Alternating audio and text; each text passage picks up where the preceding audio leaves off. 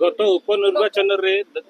देशर 7टी राज्य रे 13टा विधानसभा इलेक्शन होइतला ता जगह रे सेठारे इंडिया मेट बहुत भलो अरे राहुल गांधी मारी आसिलानी भलो प्रदर्शन सारा करछि इंडिया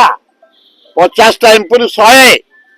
214 ना इंडिया मेट आज्ञा ये जो 14टा भोट होइतला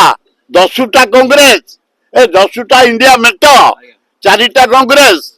4टा ममता बनर्जी पंजाब रे गोटे तार किछि प्रभाव एठू जଣା पड़ी जाउछ 2029 ओडिशा राजनीति रे फरक पड़ियो तार इंडिया राजनीति रे फरक hub Rahul Gandhi prime minister hub देख 400 भलिया एमपी आसीबे